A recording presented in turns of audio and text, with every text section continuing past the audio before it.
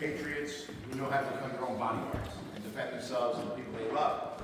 And so with that, we reached out to the people in our network who are some of the best in what they do, from combatives with pistols to hand-to-hand, to knife, grappling, standing up fighting, and you literally have the best instructors available to you. We bought this ranch and we wanted to literally make it an experiential event, from the obstacle course to the shooting experience to the education, and then create an opportunity for you guys to network together, because the way I see it as an entrepreneur, I have 7 different businesses. One of them do 9 figures a year.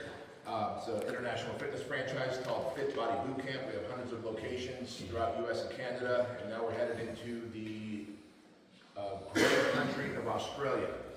And to me, it's all about friends making money with friends. So I bet there's at least one person, if not a handful of people, who can help you take your business to the next level of scale. So when you are milling around during lunch, which is going to be at 11 o'clock, probably about 40 minutes from now, when you're out milling around, don't just be a wallflower hiding out somewhere. Please, please, please. If I can go back and coach myself from 20 years ago, I would go to events that Joe Polish would have, Dan Kennedy would have, and then during the lunch breaks and pee breaks, I would just kind of be a wallflower and hide out in the crowd because I didn't feel confident enough to approach people. I felt like, who am I? I'm just a new guy. As it turns out, we're all the new guy and new girl in here. And so we're all about friends making money with friends. And so if you can figure out who does what, we might have competitive businesses and we're not going to work together, but we can be friends. And we might have complementing businesses where I've got an audience that buys supplements, but you have an audience that buys apparel, and or you sell apparel, and we can cross promote because the core thing is both fitness, right, or whatever. And so understand that if you're looking to build a business, it's all about friends making money with friends. Someone, if not, even if we're competitive, you can introduce me to someone that could open up a door in a new vertical or a new horizontal for me that can help me take things to the next level. If not through revenue, through a better quality of life, maybe someone can come work for me and free up my leadership so that I can go out and do better things. But please connect. The networking is so underrated. You guys think you just are going to come here and learn from us, develop skills, learn strategies for business, for entrepreneurship, for whatever, and go on. But the networking is where it's at now, I'm telling you. So with that said, lunch is at 11, as I said. But what I want to do, I'm going to kick it off with a little story about, I'm guessing many of you are entrepreneurs. If you're an entrepreneur, you have a business, raise your hand. Okay, we're all friends. I know exactly who you are. You're all high speed, type A, tightly wound. You feel behind. You feel like you haven't done enough. You're at the right place. Welcome to Black Site Ranch. So I'm going to give some entrepreneurial lessons, but I also want to give some lessons why we created Operation Black Site and why we created this facility here and why we bring some of the best instructors to you. I got this weird, wacky thing that I do called 6-week challenges. It started off in 2010. My first 6-week challenge was a marathon. Back then, I was a competitive powerlifter. I'm 50 years old now. God, it sounds crazy. I'm 50 years old. And in my mid-20s, all the way to 29, so 24 to 29, I was competing in powerlifting. Have torn literally every muscle in my body and have had reconstructions till the cows come home. And being in Southern California, especially San Diego, you're just like 40 miles away from the Mexican border. You travel to Mexico, you take your spare tire in the back of your car, you cut that spare tire right along the rim line, and then you go into Tijuana or Escondido, Rosarito, thank you, Rosarito, and you have some burritos, and then you go into the pharmacies, the veterinary pharmacies, and you say, hey, I need to get my dog bigger, I need to get my pig bigger, I need to get my horse bigger, and they go Sestanon. They give you Sestanon, which is a blend of 4 different testosterons, and you stuff it all in your spare tire, and then you drive back. You sell the majority of it, but you use the rest of it, and you compete and you tear muscles. So that's how that went. Because I was a personal trainer and also sold Sestanon to friends at the gym because they didn't want to cross the border into Mexico. I'm olive skinned, so it's easy for me to cross in and cross back. Today, of course, we can just walk right in and walk right out. But in a couple months, Trump will fix that. I am an immigrant to this country. I've come here legally. We escaped the Soviet Union. We came to the United States legally. And so for me, it's very profound. My dad, who's 91 years old, risks his life to bring us to the Soviet Union to the United States when I was 6 years old. He says, you have a duty and an obligation to tell everybody on your TV, he says TV show. He doesn't realize it's YouTube. He says, on your TV show, on your TV show, on your, there's no podcast, on the radio, on your internet, which is social media for him. So TV show, radio, and internet is really YouTube, podcast, and social media. But that's what a 91-year-old Armenian sees through his lens. And he says, you've got duty and obligation to let people know that we're immigrants to this country. When you come in as an immigrant, you serve the country in a very different way because you've earned your way in here.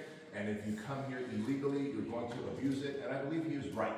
And so I do share that, and I appeal to my dad's message. So with that said, why did we create Operation Black Site? When I did these 6-week challenges, so I always saw myself as like, supposed to be a big, giant powerlifter. Right? At the time I was 245, 250 pounds, I'm 226 now, and roided out, lifting weights. And I remember people going on runs. They would leave the gym and go on a run and come back. And some of the trainers were like, hey, would you want to go on a run with us? I'm like, no, I'm not designed to run. God's designed me to lift weights, right? So enough time would go by, and one day I'm like, you know what? I'm going to do a marathon. So I signed up for a marathon. And then, this was in 2010. I signed up for a marathon, so 14 years I've been doing challenges. And this marathon was the San Diego Rock and Roll Marathon, and I hired a running coach, her name is Jill Brewer. And I said, hey, I need you to train me, give me a training program, because in 6 weeks I run the San Diego Marathon. She said, very, very bad idea. Every marathon also has a half marathon with it, so just switch over to the half marathon. You could do the half marathon in 6 weeks. I go, no, I'm doing the full marathon. She goes, you can't. I said, should I just hire another coach? She said, no, I'll keep your money and I'll train you the best I can. So I trained for 6 weeks and ran the San Diego Marathon. It was the most painful thing I had done up to that point. And for months, my legs hurt. I'm convinced, I'm talking like my bones hurt. I'm convinced that I had hairline fractures because I went down from like 245 to 235 pounds. I was the guy with the biggest traps running the San Diego Marathon. I'm convinced that I left footprints in the asphalt. And people would run by and look at me, and I would just like shrug and keep going, and I was in a lot of pain. But in that challenge, I learned a lot of things about myself, that I'm very adaptable, that the inner bitch doesn't want to come out, and we all have an inner bitch and an inner beast. That's what we call it at the project. What we'll call it for you guys is what it truly is, which is our inner critic and our inner advocate. Your inner advocate is your higher self, consciousness, which is the true, clearest voice of God. We all are God-like, are we not? And I'm not the most religious person on the planet, but I can tell you, the Bible says that we're all God-like. If we're all God-like, then we have the voice of God within us. Now, we can suppress that through a lot of vices, addictions, ignoring the voice of God, doing things that we shouldn't do that are not aligned with our life's purpose. Or you can listen to consciousness, the true voice of God, which is also your conscience. Your conscience. We all know what the right thing is to do. We just choose not to do it instead. We hit the snooze button. Instead, we don't eat the breakfast that we should. We eat the ding-dongs and the ho-hos, and then instead we skip the workouts and vice out on pornography and all this shit, and then you wonder why your life's gone to shit. And I'm not here to preach to you, because I've probably pushed every one of those buttons. I'm just here to tell you that when you become congruent, you listen to consciousness, which is your conscience, which is the higher voice, the voice of God, that lives within every single one of us. You realize that you can do anything you want. The human body is very adaptable, as is the human spirit. And so as I ran the marathon, 5 miles before the finish line, so 21 miles in, they have these super shuttles that are parked there. You guys have seen all the blue super shuttles that take you from your destination, like your hotel to your airport. And the super shuttles had these giant cardboard boxes taped to them that said, drive you to the finish line, $5. Yeah. Not like we'll drive you right to the finish line, drop you off, and you can cross. But like basically, if you want to give up here and now, we'll just drive you to the finish line, and then the shuttles will take you back to where your lockers are. FedEx is a sponsor of San Diego Marathon. The lockers that keep the keys are full and all that shit. Soon as I started to see the super shuttles, 5 miles before the finish line, I started to see people peeling off. Peeling off. and going towards the super shows. Up until then, we were all in pain. There was other people just like me. You can tell us their first marathon in pain. Like shit's cramping, traps are cramping. I'm running like this, right? Like, just like a fucking degenerate retard. And I think the more political correct way today, they call me SPED, my son. I'm 50 years old, so I'm sick with retard. You guys don't mind. But I know it is SPED, so I'm with it as well. I go, son, what does SPED mean? And like he explained this to me, I'm like, it's just a modern version of retard. Just say retard. He goes, no, Dad, they'll cancel you. No one's going to cancel you. I'm going to cancel you. Having said that, please don't cancel me. So I'm seeing people running in pain just like I am. But as soon as they start seeing the super shuttles, they're peeling off. And I'm like, these losers, right? But then, 3 miles from the finish line, I'm like, this makes a lot of sense. It started to make a lot of sense. I'm like, I am in pain. It is uncomfortable. I ran most of it. I even had a coach tell me I should be running the whole marathon. Even she said I should quit and do a half mile or a half marathon. This is like, I've done enough. I should just go to the super shuttle. The negotiation begins. Right? The negotiation begins. And then I was like, you know what? Just fake an injury. You're already hurt. Just fake an injury. Fall, do 2 rolls, get back up, and limp over. I practiced in my head. This is what I would hold the right head. And then limp over to the super shuttle, and then just sit there and buckle yourself in. They'll take you to the finish line. And I was like, no, you little bitch, do not do that, right? So all within me, the advocate's like, do not do that. The critic is like, you should do this. You have every reason to do this. You weren't even made to run a marathon. You ran more than you should. You've already done the half marathon. This is it. And there's a super shuttle. Others are doing it. You should join them. That voice exists in all of us all the time. And whichever voice you begin to listen to the most is a voice that gets louder. And the way I describe it to the men who go through this experience that we have called the project is imagine if you're the driver of a vehicle, of a car. Your consciousness, this energy, the radiance that you are, the vehicle is the car, is the body. So if the human goes into the car, you're no more the car than consciousness is your body. So you're 2 things, your flesh and blood, and your energy, consciousness, awareness. The body is deteriorating. Consciousness continues to shine bright, especially the more you feed the advocate, the more you get aligned with your life's purpose and mission. And I share that with you because it was at that marathon that I finally decided to be less of a shitbag in life and become more congruent.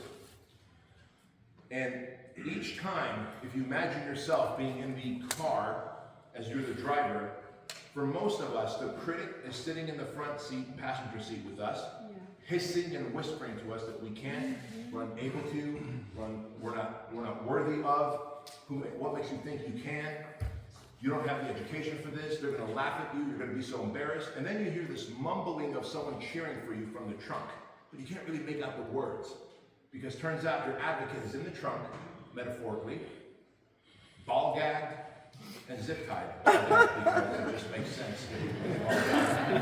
Yeah, that's because Coach Blower there, ball gagged him.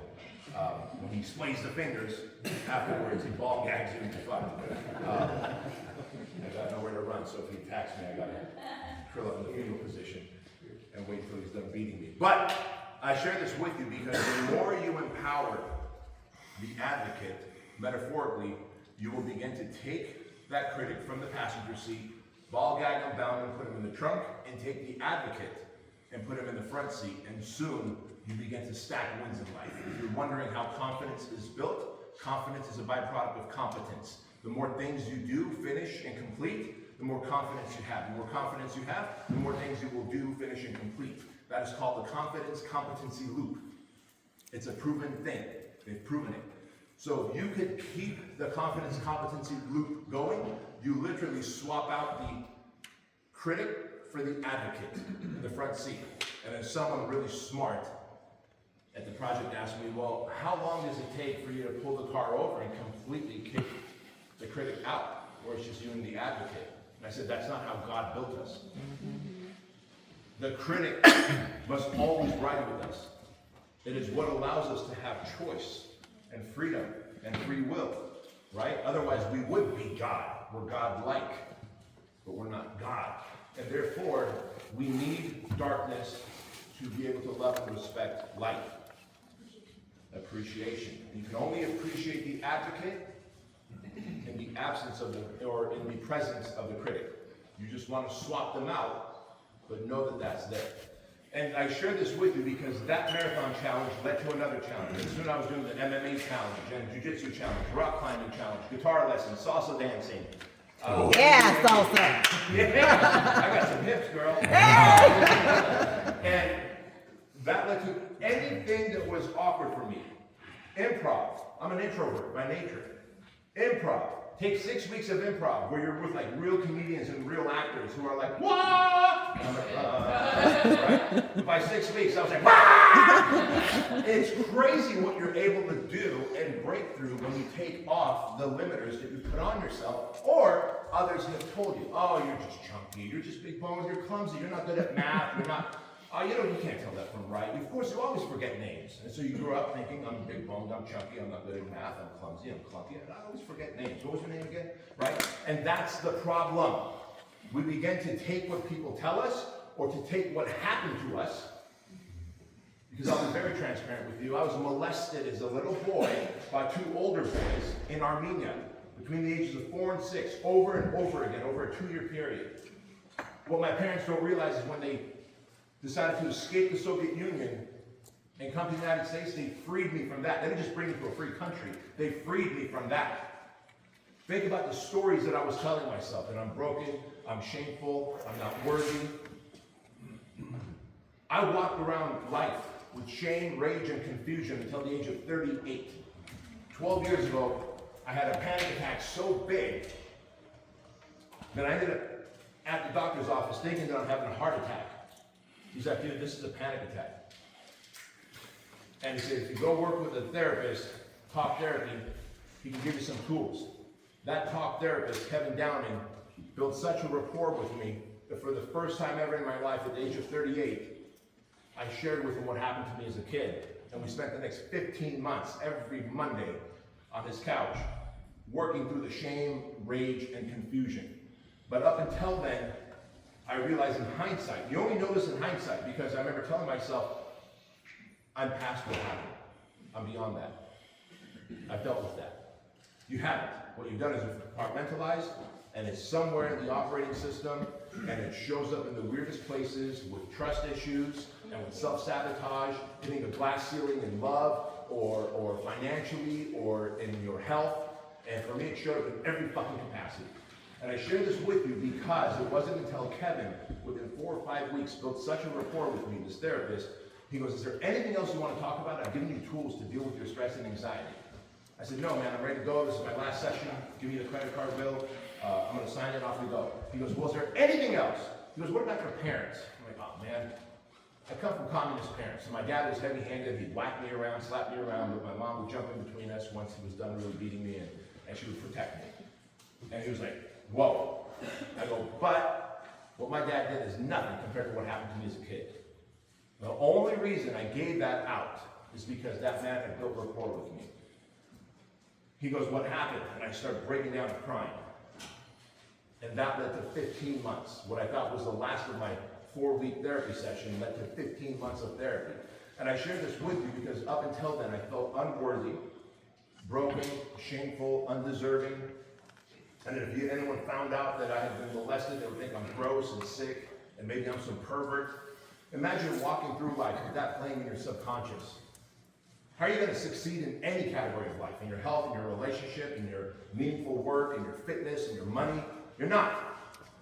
You're not. And I share this with you because that marathon challenge, one challenge after another, led me to having these epiphanies of, oh shit, there's a duality that lives within me. There's an advocate and there's a critic. There's a bitch and there's a beast.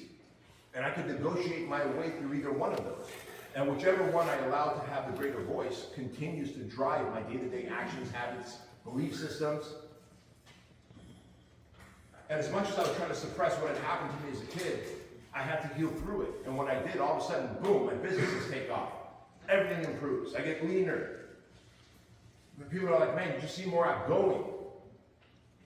And I can finally sit here and talk to you. It doesn't matter if it's an audience of 5,000 like this past April, I spoke to the Maverick Center, or if it's an audience of whatever it is, 50, 60, 100 of you in here, or if it's just one person who runs into me in the gym and is like, hey, Bedros, what happened? And they came and looked me in the eye. And I get it. I would never look someone in the eye.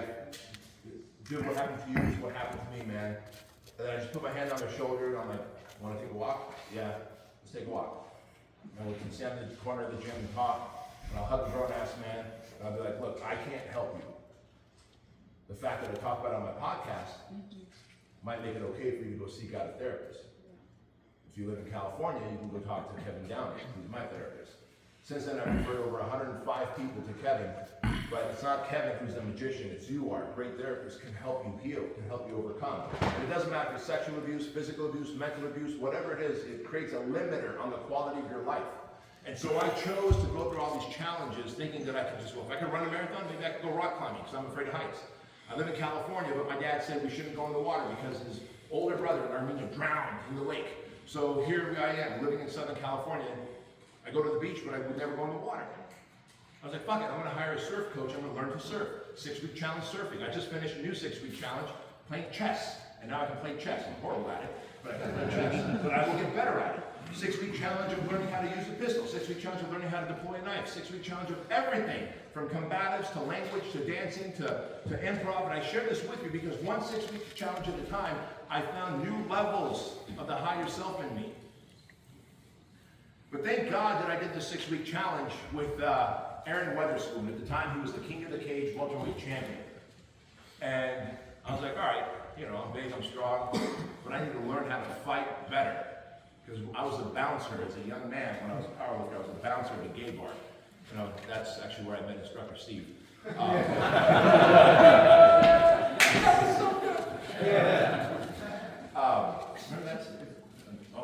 wife's here. I'm kidding. Never talk there. It was in the parking lot. So, that is not where I met instructor Steve. But I was a bouncer at a gay bar because the gay bar paid more than the straight bar because, unbeknownst to me, almost every night skinheads would come out and wait outside the gay bash. So when the club would give out at 2 a.m., there's all these skinheads with like lead pipes and baseball bats waiting to gay bash. It was our job to usher all the patrons to their cars and make sure they don't gay bash, because as a byproduct, all the bouncers would get in a fight. And I realized, like, I'm not the best fighter. Like, I'm strong and I can, like, scramble, but I really am not a great fighter. And so, later on, I decided to take this MMA challenge. It was probably like my third challenge, and thank God I did. Because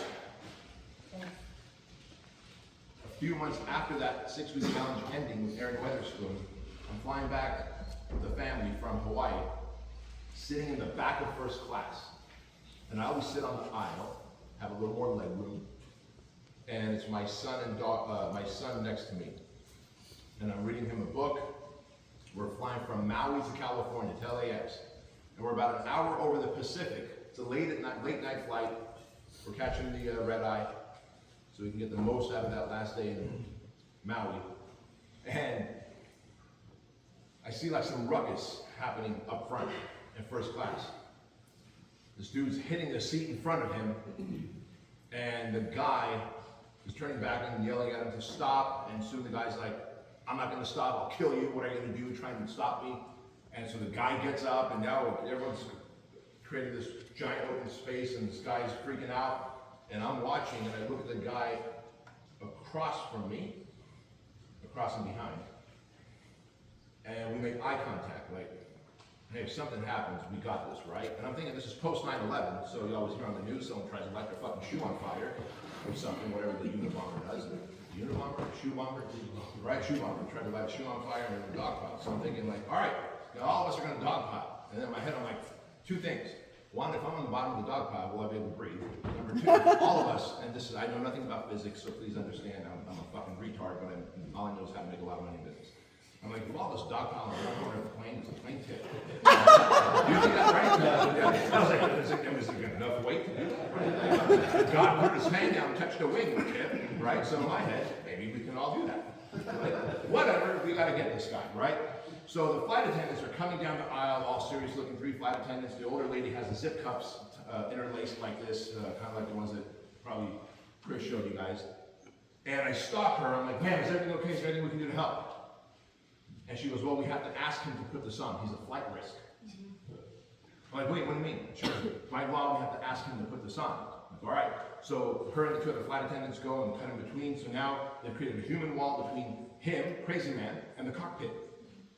And then like 12 rows back, at the back of first class is me and everybody else.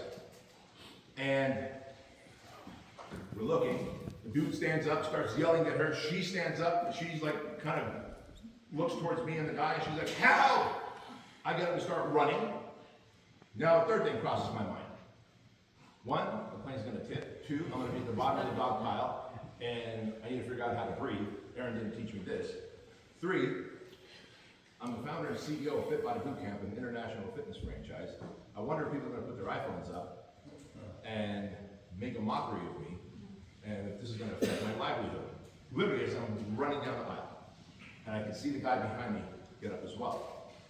So I get up in front of him, and I look at the lady like, what do you want me to do? And he's yelling at me like, what are you gonna do? He goes to shove me, I get out of his way, take his back, rear naked chokehold. In my head, I'm like, holy fuck, what Aaron taught me is working. I've got him in the rear naked chokehold, he's a little taller than me, so I buckle his knees, and I'm like, literally putting all my weight on him, and as he falls to his knees, I'm like, bro, relax, calm down, I don't know what your problem is, but you're not blowing this plane up, you're not shooting anybody, we're all gonna be all right. And he's bucking, so I cinch up and he starts to get limp in my arms. Now the other guy, who came to help, he's trying to get the zip cuffs between my gut and this guy's back so he could get his arms behind him, but he can't. So I'm like, fuck, what would Aaron have me do? Aha, guillotine chokehold. So I let go of the rear naked chokehold and get to a guillotine chokehold, and holy shit, it worked again, right? So in the back of my head, I'm like, if Aaron was here, he'd be so proud of me. Because here's the deal. When you pay someone to go through a 6-week challenge, whether they're a pro MMA fighter or not, at the end of the day, it's like, I'm paying you. Maybe you're letting me get you in an arm bar. Maybe you're letting me land that negative chokehold. Does this shit really work? I don't know, right? Here on a plane, and that's actually working. And like, oh my God, I got my money's worth, and he was here. He'd be proud of me. Because Aaron Weatherspoon, if you've ever looked him up online, is a tiny little black guy.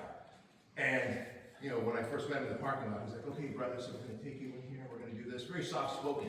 And then we get on the mats, and he shows me who's boss. I was like, all right, well, I'm 6 feet tall, 240 pounds, got it. You're bigger than me, you're strong, or you're smaller than me, but you know what you're doing on the mats, got it. And so that's our 6-week relationship stopped. But then we really hit it off, and that was that. In this moment, everything he taught me is working. So we zip cuff him, put him in the back of the plane, and of course, the rest is history. Me and the other guy switch every hour, switch security, and we land.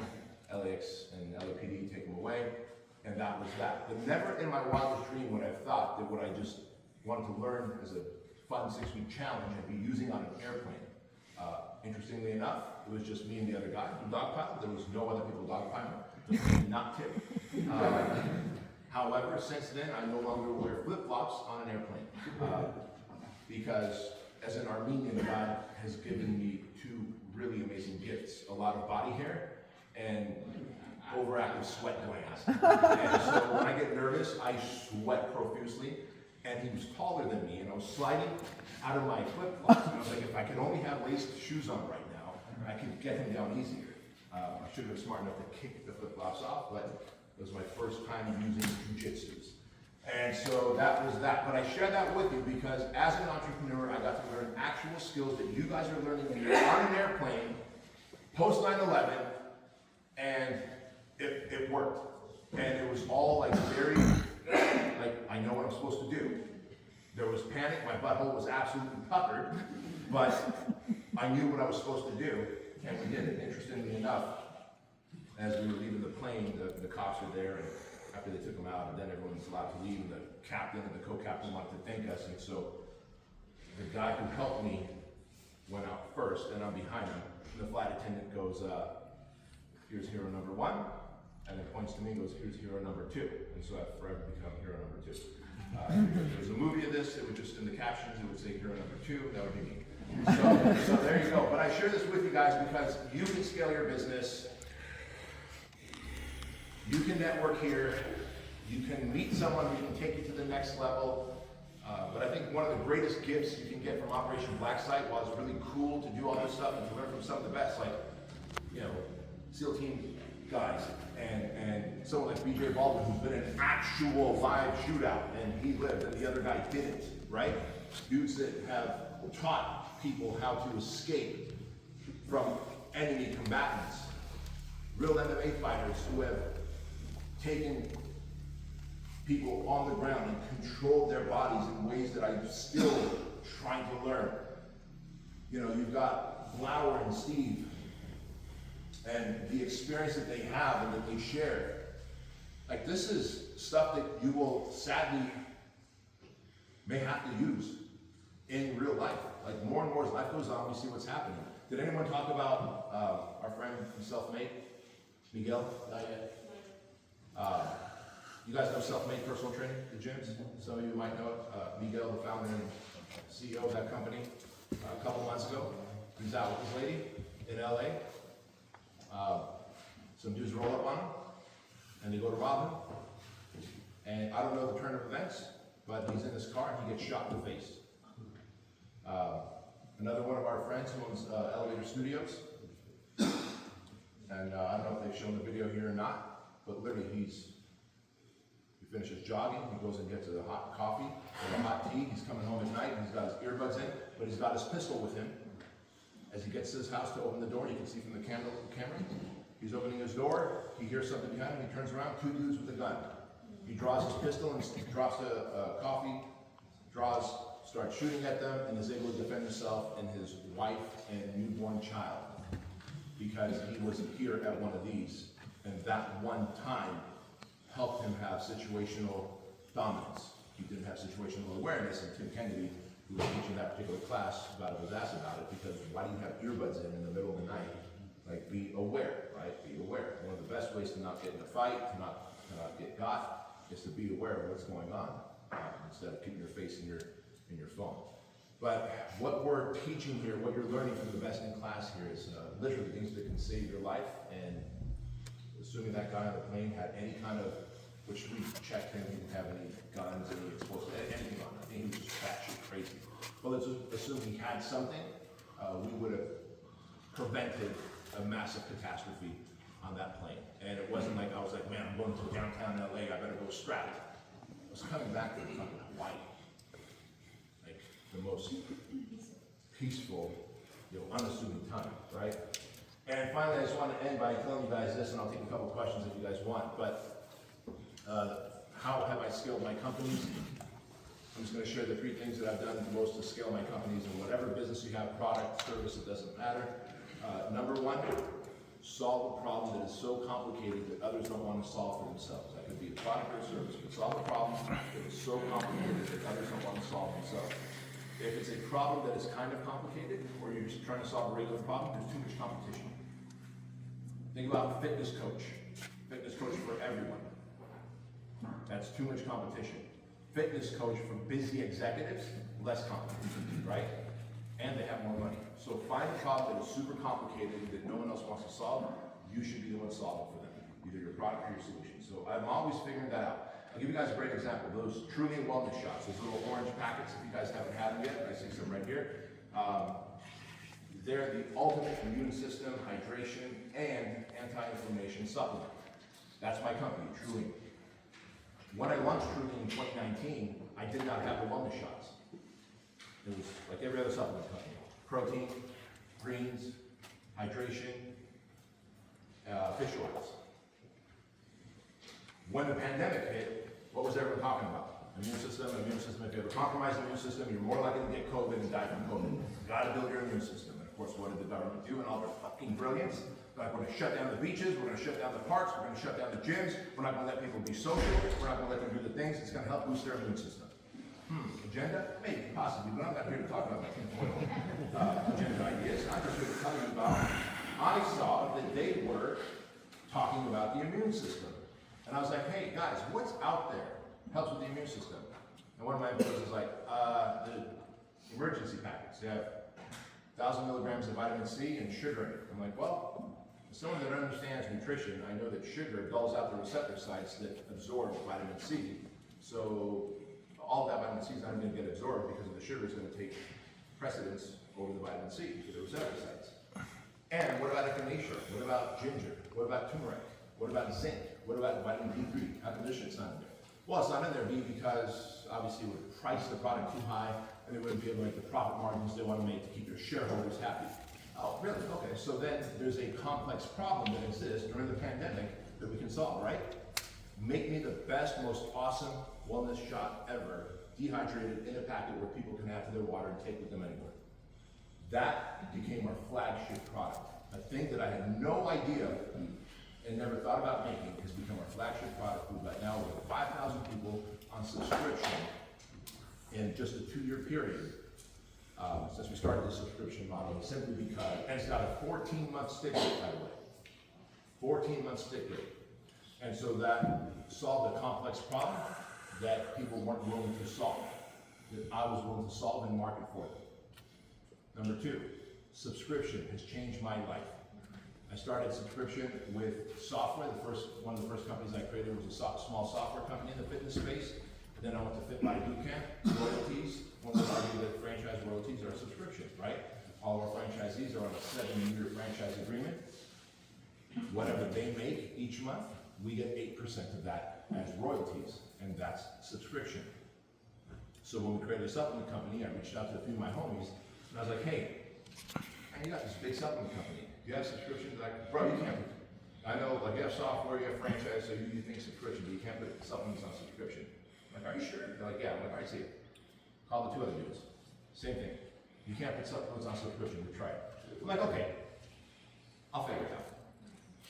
I knew you couldn't put protein because protein is a commodity, right? You want chocolate protein, you're just going to find the cheapest chocolate protein out there. But this is something unique. So I knew if I take my uniquest thing and I put it on subscription, and people actually feel and experience the results, that they'll stay. Sure enough, 14-month stick rate. So find your unique thing, and whatever that product or service is, put it on subscription. If you think supplements can't be put on subscription, boom, there it is.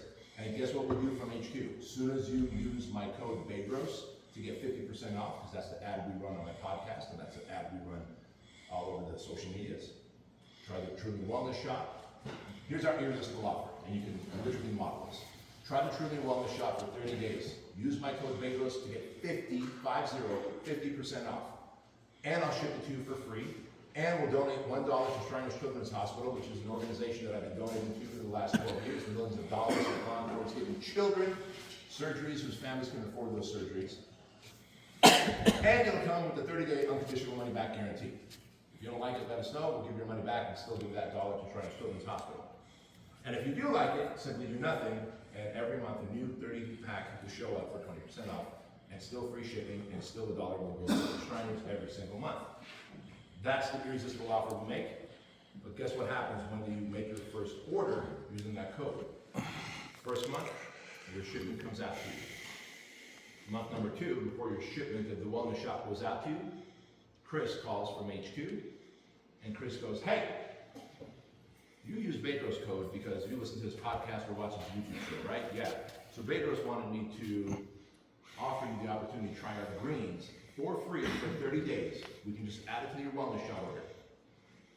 Would you like me to do that? If so, simply do nothing, and now you'll pay an additional X amount of dollars per month, starting month number 2 of your greens order. If you don't like it, let us know. You can use up the greens, and you go back to just the wellness. 33% of our wellness shot buyers also end up sticking with wellness. So then we follow up with, a couple months later, hey, we're about to send your greens and wellness out. Would you like us to include our protein, grass-fed protein? It's got no GMOs and sweetened with stevia and monk fruit. Free. Try it out if you like it. Stay on board. So we increase the average order value on the back end. The front end is an irresistible offer to try the #1 thing that solves the biggest problem. The back end is, hey, we want to hook you up with something awesome. So I'm willing to lose money on the front end to make money on the back end. So if you can make solve a very complex problem, put it on subscription, and on the back end be willing to lose money, on the back end call and be willing to lose money on the front end, so you can have clients and customers stay to make back end revenue. That's how you build a multi-million-dollar company, and subscription will take any business, software, apparel, supplements, will increase the multiple of valuation by at least 2 to 3x. So a company that does $10 million a year off transactional one-off sales, or a company that does $10 million a year off subscription, a company that does $10 million a year off subscription is worth 2 to 3x more when you go to sell it. And so I built and sold many businesses. This is what I do with my coaching clients as well. I help them scale and sell their businesses. And so those are the 3 things that I do.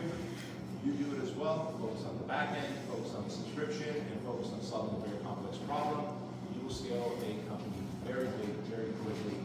And your competition won't know what you're doing, because all they see is your front ads, which is buy my shit for 50% off and join the subscription. They don't know you've got problems on the back end, increasing the average order value and retention rate. Y'all follow? All right, so now you know how to defend yourself, now you know how to make money. Is there any questions that I can help answer before we get started?